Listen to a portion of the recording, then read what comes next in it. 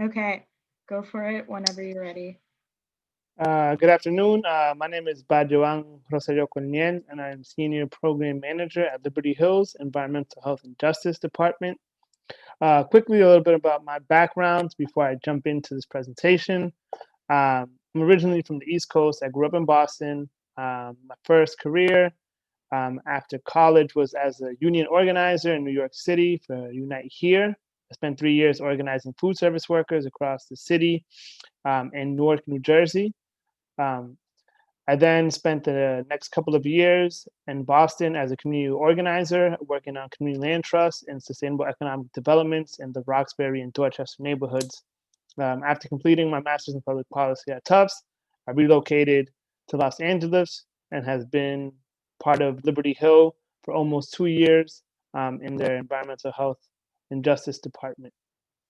So the way we'll set up today's presentation, we'll talk a little bit about Liberty Hill's history, the overall work that we do, and then I'll dive more deeply into two programs that I manage in EJ work or environmental justice work.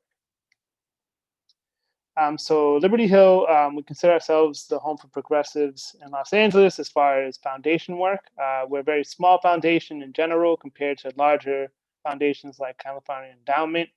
We're an intermediate foundation where we're able to pull a lot of resources and then disperse it to various community-based organizations across the city and county specifically.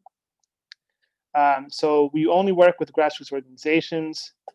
We do a lot of advocacy work, and we really prioritize building power in communities versus just funding and giving dollars out. So we started in 1976. It's a new type of foundation. We're really talking about social justice change.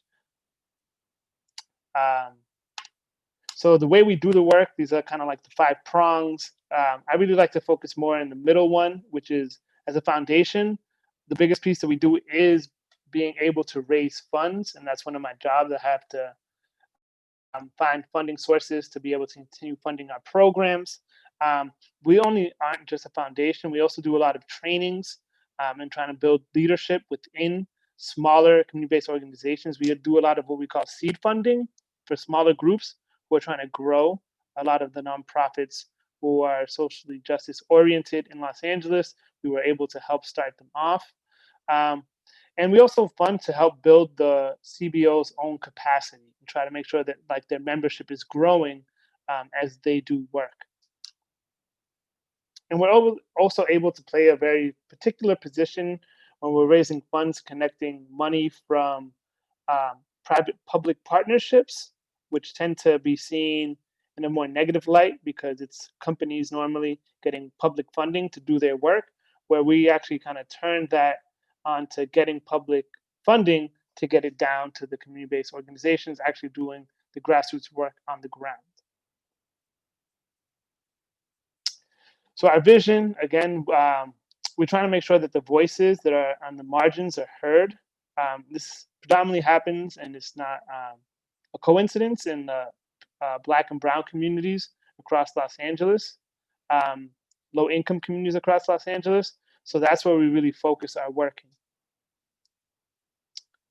There are a lot of leaders across LA. Some of the students here might be future leaders or current leaders in Los Angeles. And so we're trying to figure out new and creative ways to solve problems that have historically existed. Our mission, we consider ourselves a laboratory for social change and philanthropy. So we do things outside of the box a lot of the times. Again, like private-public partnerships are an example of that. The way we use private-public partnerships more specifically.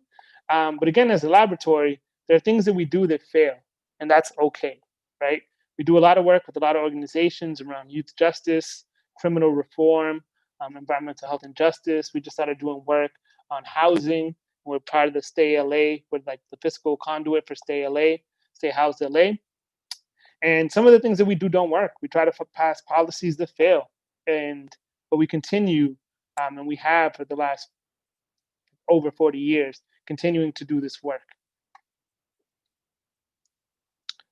So one of the biggest things is a lot of the voices, again, aren't typically at the table. They're not being heard. So that's the platform that we build across Los Angeles in progressive circles.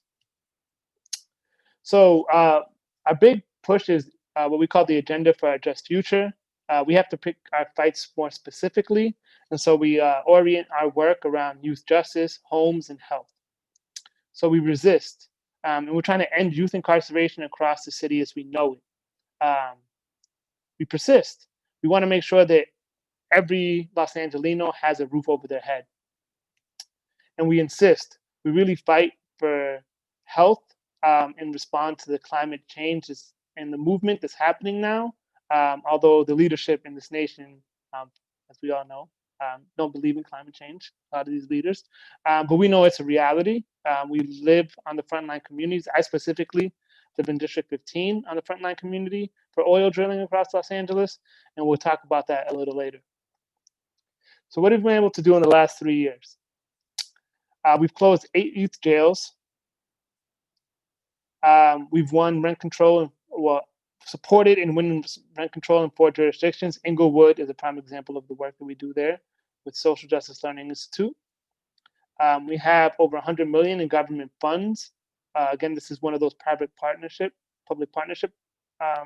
type of work that we do. We've closed 2 neighborhood oil wells. We need sweeping change to close oil wells. 2 over 3 years is not enough. And we've deployed a lot of our grants to leaders. So we, of the money that comes in to Liberty Hill, over 75% tends to go out the door directly to community-based organizations. And so environmental health and justice, this is what I specifically work on. So we have 4 campaigns currently in the Environmental Health and Justice Department at Liberty Hill Foundation. Stand LA, Standing Together Against Neighborhood Oil Drilling.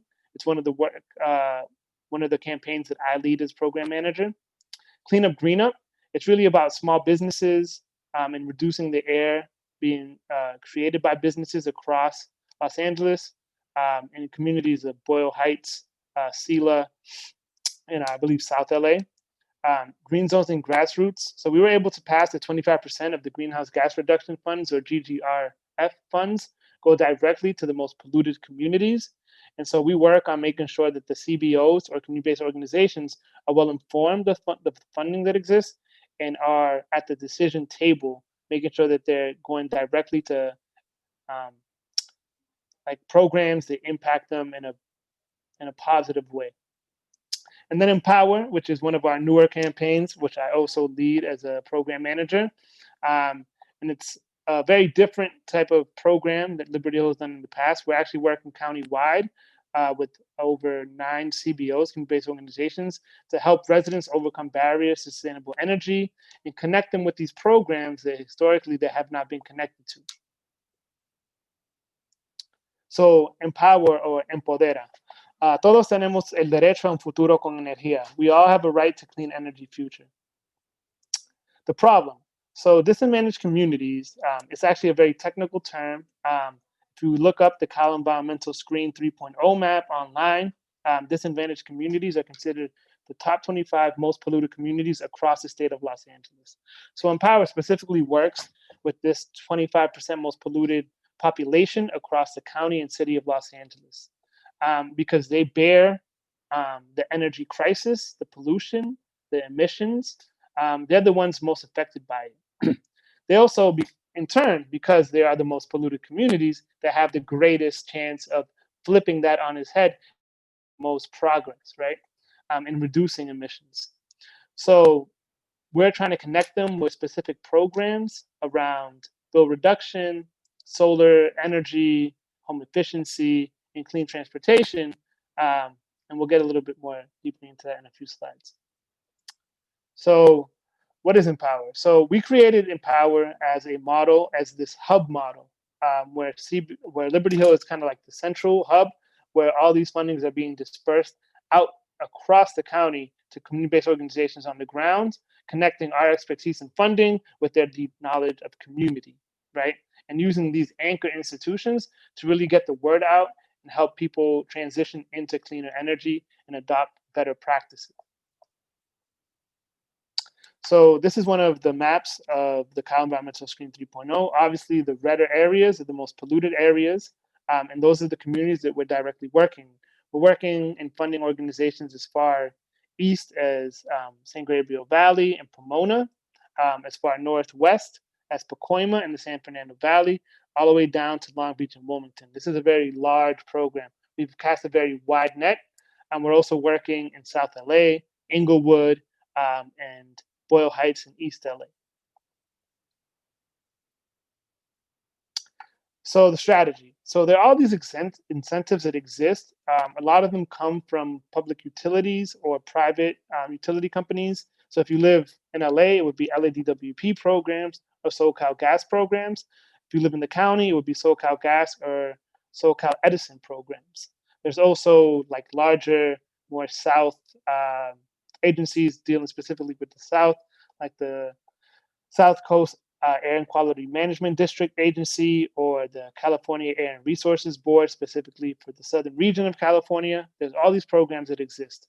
Um, so, working in historically low income communities, the biggest thing that we're able to provide them right now with, especially in COVID times, are bill reduction programs. And that's really like the emphasis this past year with Empower was how do we get people into programs that lower their bills by 20%, right? Especially in low income families, the difference between 20% is the difference between being able to get food on the table, right, for their families. And that's huge. Programs like LIHEAP are a federal program that actually will give up to $1,000 to help people pay back bills. Right now, people's energies aren't being shut off, but that doesn't mean the bills are not accumulating. We're doing work right now, post COVID, to see if we can somehow cancel the debt that exists, but that's not the reality right now. That's not where we're at. So people's bills are still accumulating.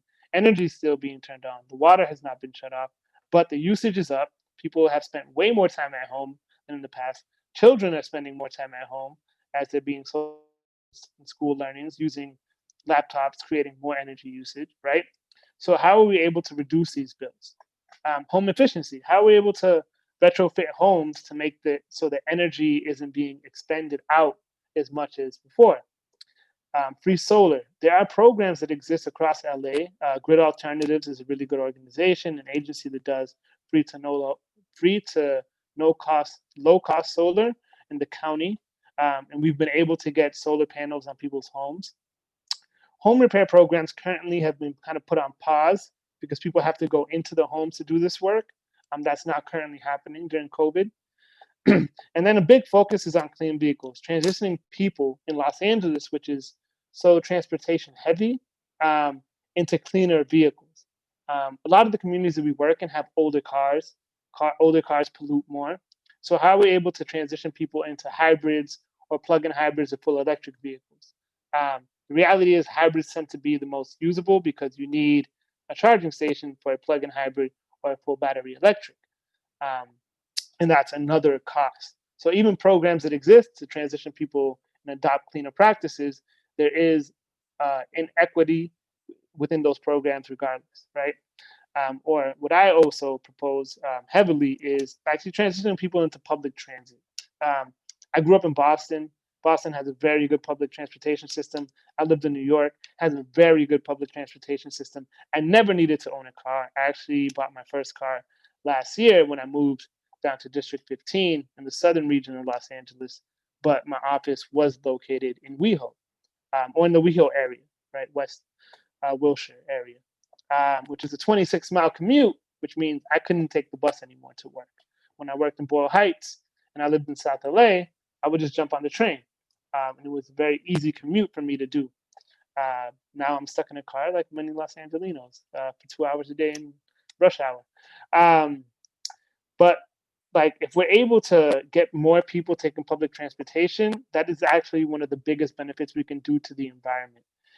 If we currently transition every single person in Los Angeles with a car into an electric vehicle, one, that would kind of destroy the earth. There are too many cars. We have to pull all this out of the ground to create vehicles. But also, you're not going to change the traffic issue, right? You're just replacing one vehicle for another. So I think it's really important that we're able to work on transitioning people outside of vehicles in general into more active transportation, be it public or biking, um, rideshare programs. They're getting very creative. I mean, you're able to actually scrap your car and get funding on a Metro Pass. So that's another way we can go about it. It's not just replacing vehicles, but removing vehicles from the road. So I actually want to go back and show you guys a video, which I skipped. It comes from directly from the organizers doing the work on the ground on Empower.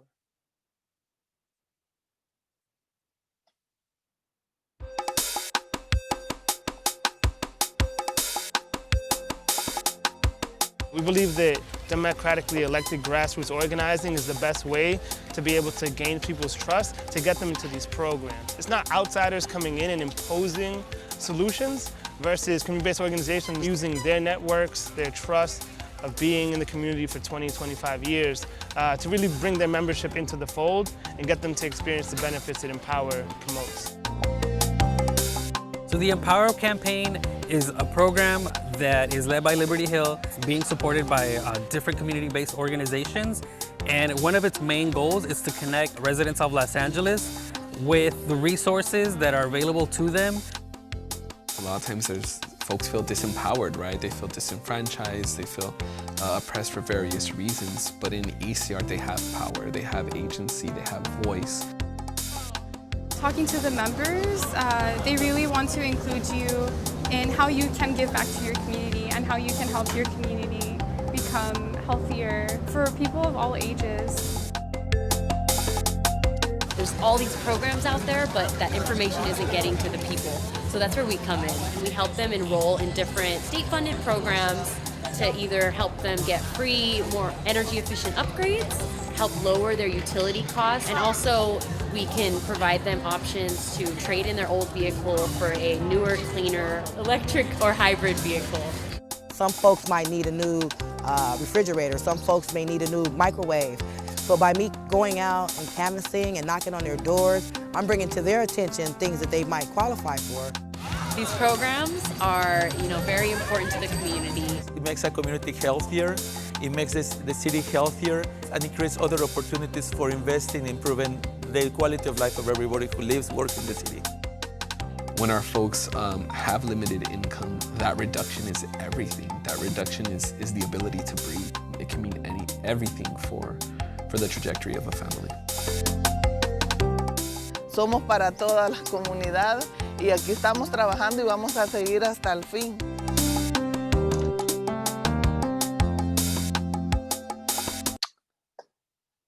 So that kind of gives you an example more of the Empower program and what the organizations from them, like why it's so important for them to be able to work on this campaign. And between 2019, 2018 at the start from 2 organizations, we were able to expand to 9 organizations across 11 communities across LA County and the city of Los Angeles. So it's an expanding program. We're actually currently working on trying to figure out how do we get this model to the IE. So we're working closely with SoCal Edison to try to replicate this central hub model where all of these programs are in one area. People are promoting, educating, and being enrolled into these programs. So how does this program work? So we're reaching the most polluted areas. So since we're working with DAC communities, of the people that were engaged in 2019, of the almost 2,000 households, 84% or 62% of those were in the top 10 most polluted. So we're not getting in just the top 25. We're getting into the deepest polluted communities across Los Angeles and the county of Los Angeles. 84% of the total households were considered top 25%. So the work that's being done is getting to that population that has historically not been engaged, that are disinformed about the programs that exist, and have trouble enrolling into them, especially people who are not English speakers.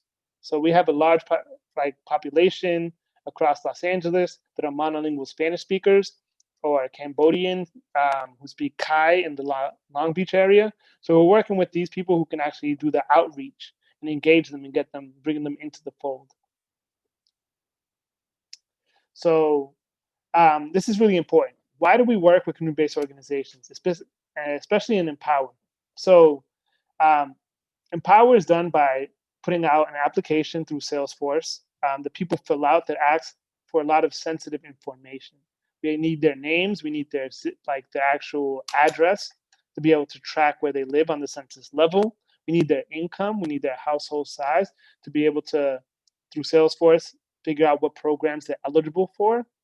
And if I was knocking on someone's door who's in a community that I don't belong in, or not that I don't belong in, but I don't live in, right? That I'm an outsider. They're not going to give me their information. They're not just going to when people knock on my door, I'm not going to give them how many people live in my home, like how much is my household income. But these CBOs are trusted community members.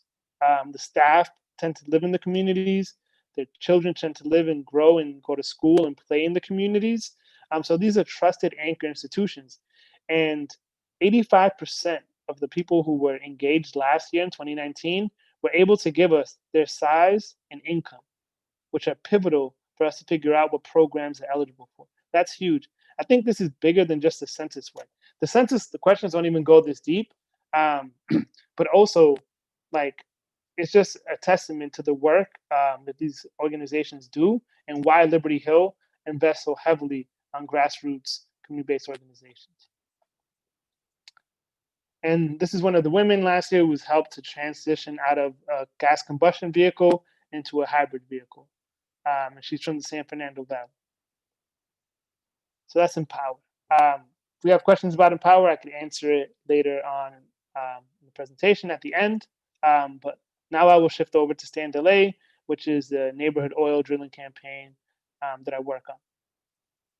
So LA was a surprise to me when I moved out here and I saw so many oil ridges or oil wells. When I lived in South LA by Baldwin Hills, there's over 200 in the Baldwin Hill areas. It's actually considered part of Inglewood and Culver City, but they're called the Inglewood oil fields.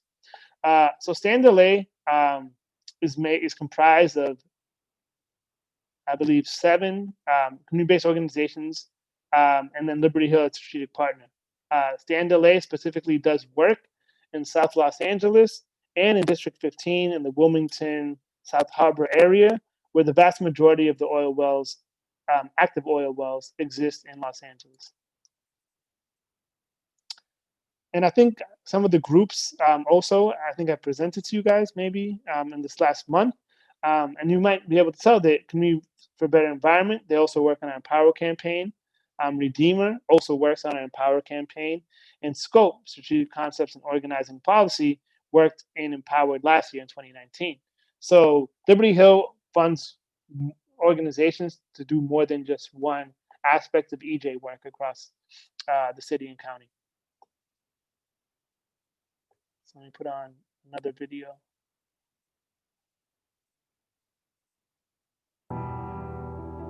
The impact of Elenco brought a lot of health issues to my family and to my neighbors. A lot of nosebleeds, lots of headaches. In other regions, it's out in a field somewhere, but this is like down the street from hundreds of families.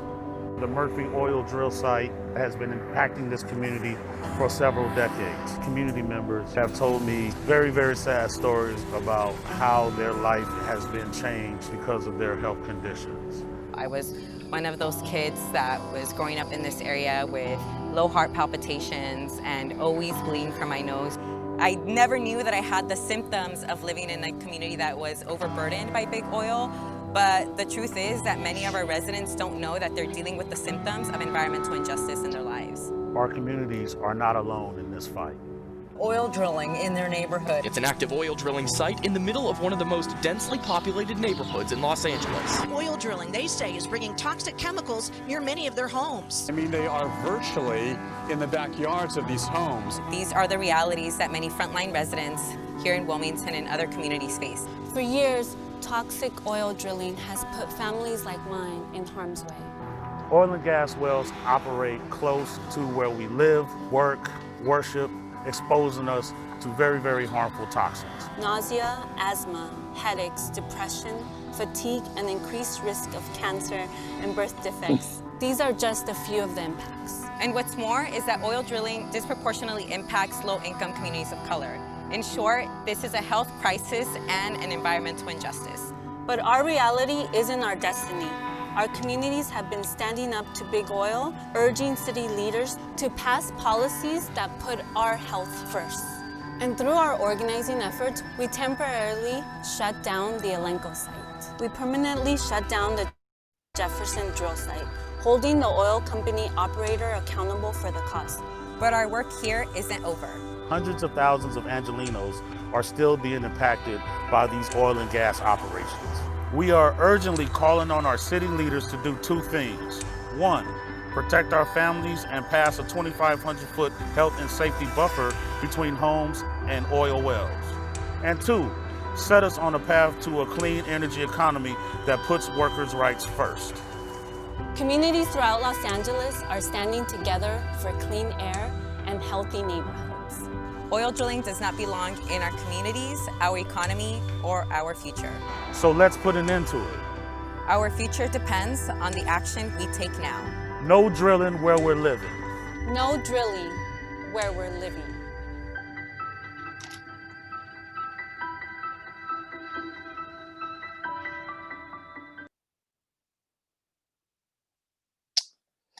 So, Stand LA, standing together against neighborhood oil drilling.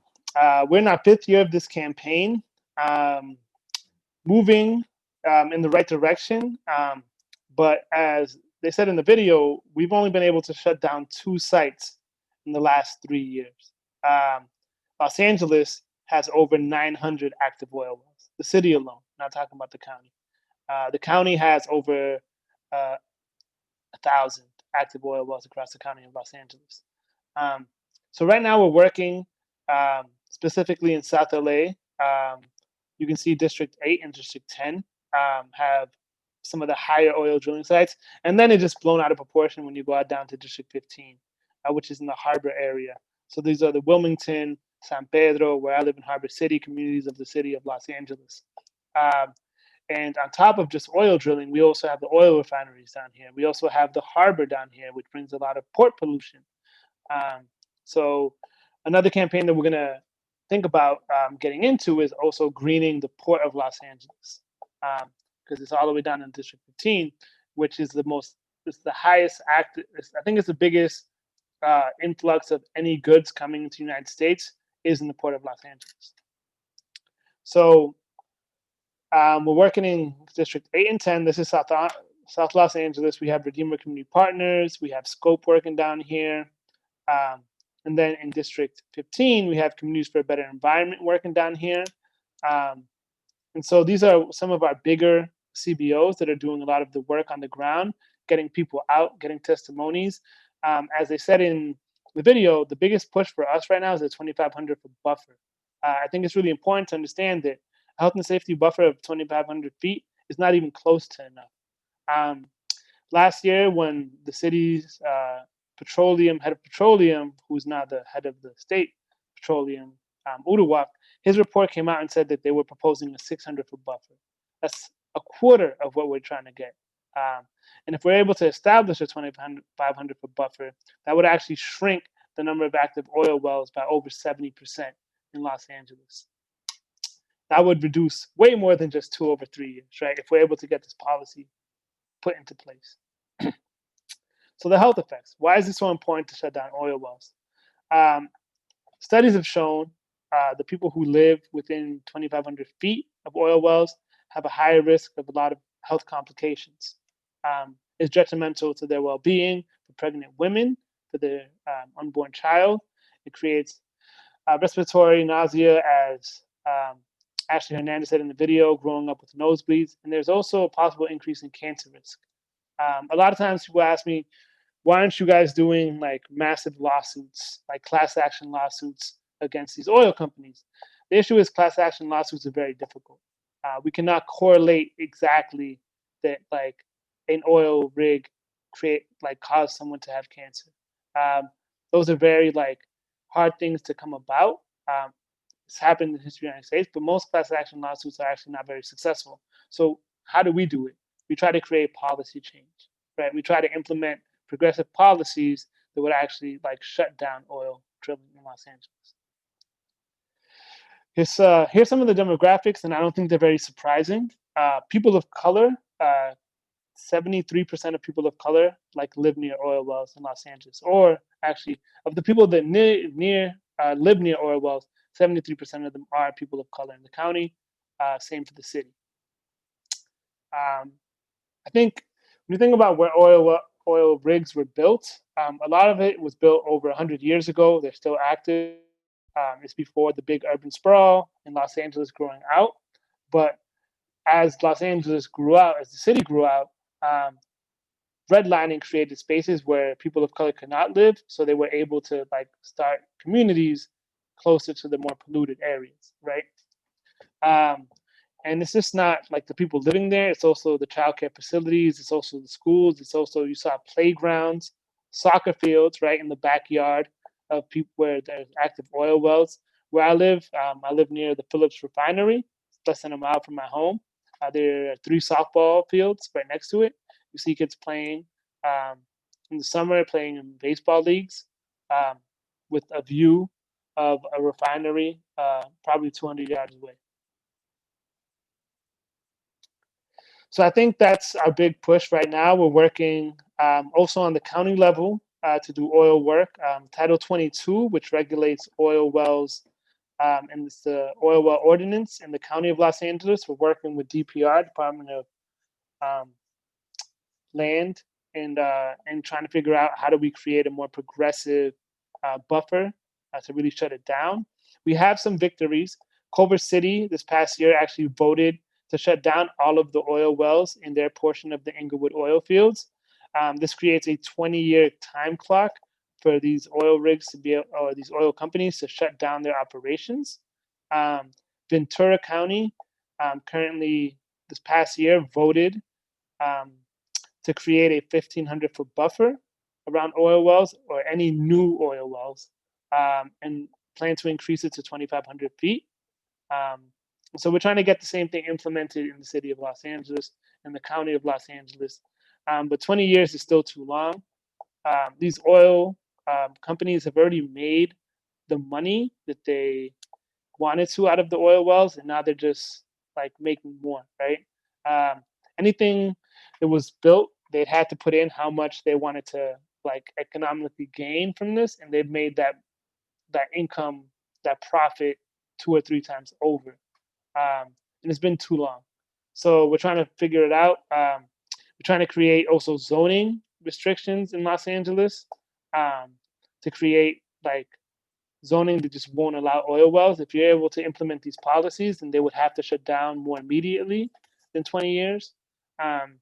We're also working with the city's attorney to figure out the legality of the city's ability to shut down oil drilling. And we're pretty sure that it's very legal for the city council to vote it down, to vote down oil drilling in Los Angeles. So we're waiting on the report to come out right now.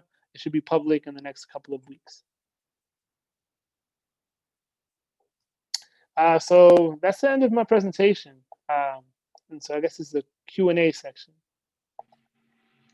Yeah, give me just 1 second. I just want to say welcome, Joyce, really quickly. I don't know if you're just a member of the public or if you're a student, but if you're a student, can you go ahead and put your first and last name and your professor's name in the chat? And then if you have any questions, please feel free to chat them. But so I kind of have a clarifying question for you.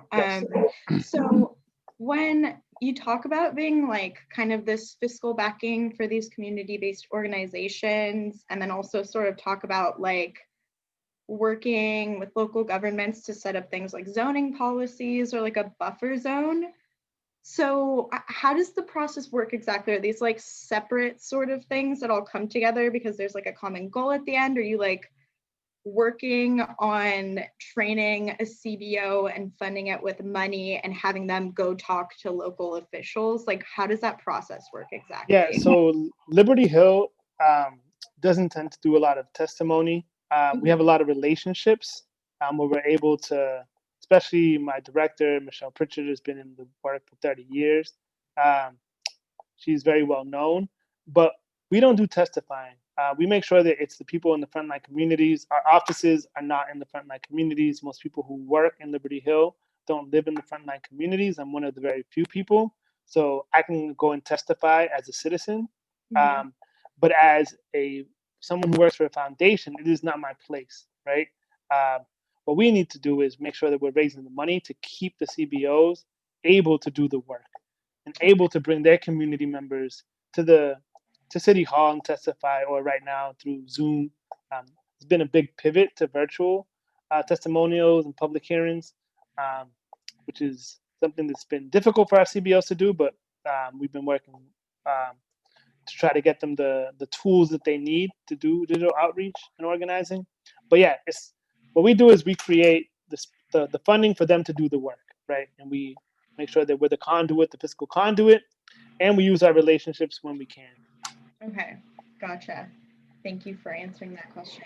So I'm wondering, I guess, are there ways for students to get involved with Liberty Hill's work? Like as interns, it sounds like if they wanted to volunteer, it makes sense to volunteer with maybe CBOs that you work with.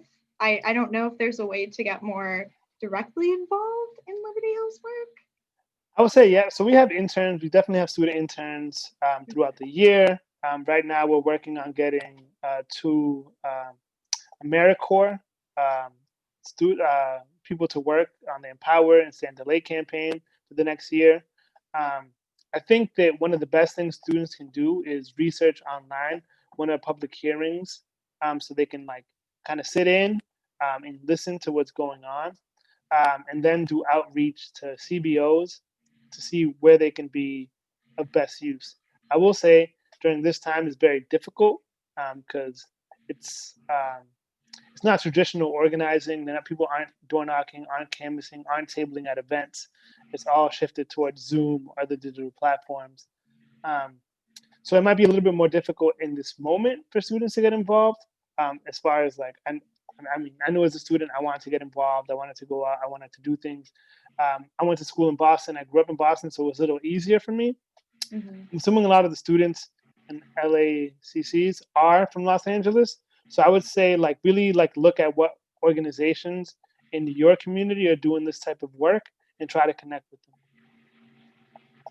Awesome. I'm wondering, does anyone else have any questions? Might give Yes. Hi, Reese. Hey, how's it going? Hey, thank you, Baiwan, for the presentation. It was great. I don't know if you're familiar with what we've done as a district, as LACCD. Recently, we passed a big resolution on clean energy sustainability, and one of the provisions in there is to work with local municipalities on establishing the 2,500 foot setbacks from extraction sites, fossil fuel extraction sites. So we did like a little quick study, and we have 3 colleges that have sites within 2,500 feet, and the most impacted is West LA College, which is in like the Culver City area. Yep, yeah, I know of it. And there's like over 40 sites over there. So what would your advice be to this public agency on how to get the ball rolling on that? And let me also add, I know Culver City passed an ordinance or a regulation recently on that issue, but either the college itself or the extraction sites, they may actually be on county land, not Culver Cities. And I haven't confirmed that exactly just yet, but I believe it's unincorporated area. Yeah. So what would your advice be on how to get that ball rolling? So that's a great question. So yes, the Inglewood oil field, which is where it's part of the county, part of it actually is in Culver City, so they're able to shut down the ones that are actually within their line, right? So it's not all of them, but they're able to shut down a portion of them, right? Right now, Title 22 ordinance, which is the county ordinance that regulates oil drilling, but they're going to have public hearings. They were supposed to have them 3 months ago. They were pushed back. They're going to probably happen now in the beginning of the year. We're working closely with DPR. I think you guys should also reach out to DPR in the county. and push that like they expand the 2,500 buffer. Unfortunately, Title 22 does not like have any like the Inglewood oil fields is taken out of Title 22, but there's still over 1,000 oil wells that it does regulate. So if we're able to put a 2,500 foot buffer in the new Title 22 ordinance, which hasn't been revised in over 20 years, right? That would make a big impact across the county. Unfortunately, it does not directly work with the Inglewood oil field. Okay. And I'm sorry, you said DPR. What does that stand for exactly? DPR is the Department of not Public Relations. Let me look it up. Sorry, I'm gonna stop sharing my screen now.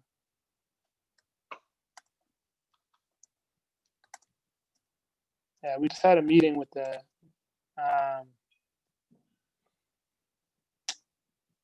DPR. I guess not. Yeah, so it's I know it's the people who regulate land for the county. We can also follow up with you in an email and grab that info from you later. But thank you for all these incredible tips. Oh, regional planning. That's what it is. It's that makes sense. DRP. Yeah. Department of Regional Planning. Okay. Yeah. Do you have a specific person that we should be reaching out to, or? So the head of it is Amy Bodek. We've had meetings with her. And when we do county work, it's more than just the CBOs. We actually are in a partnership with Center for Biological Diversity, the Sierra Club, and a group of lawyers that do this work for us. Awesome. So Amy Bodek, she's the head. It might be very hard to get in contact with her directly. We also have meetings with the 5 supervisors, right? The county supervisors. So kind of get in contact with the county supervisors that are for West LA or any of the other colleges. You guys, I think that's where a lot of work, because they can veto anything, right? They can put up a policy change, right, directly.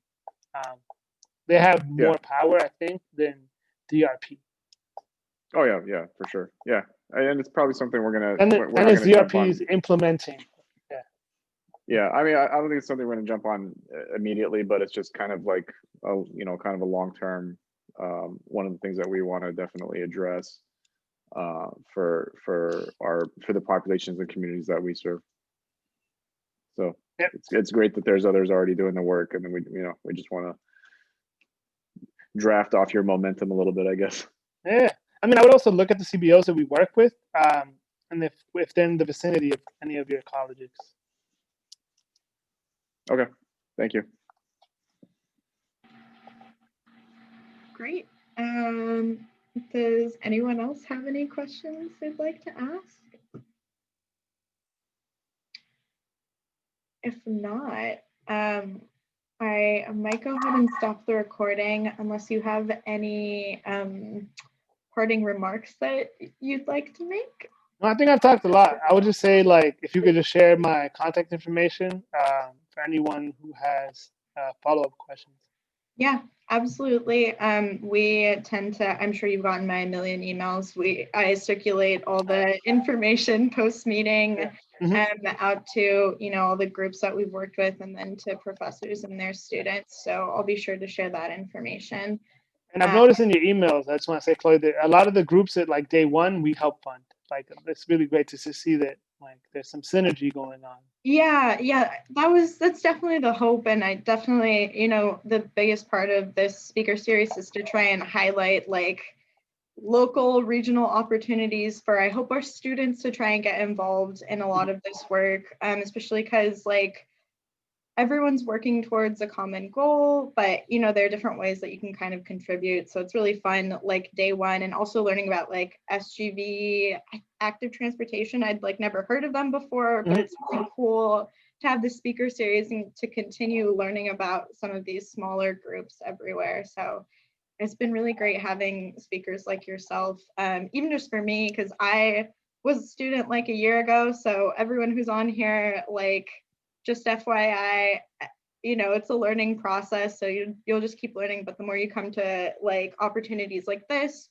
or other events that organizations like, Liberty Hills, if you go to, public meetings or anything like that, that's a great way to learn, as you said, and any other kind of seminars, because I also have had some challenges with virtual outreach at this time, like many of your CBOs have, but there's also sort of a flip side to it where it is kind of easier to make meetings sometimes if they're virtual, especially for things that like you're not super familiar with yet, or a group you're not super familiar with yet. I find that these are a very low stakes way to dive into a new topic and to learn about things and get involved. So yeah, it's been really cool having people like yourself on. So thank you so much for presenting today.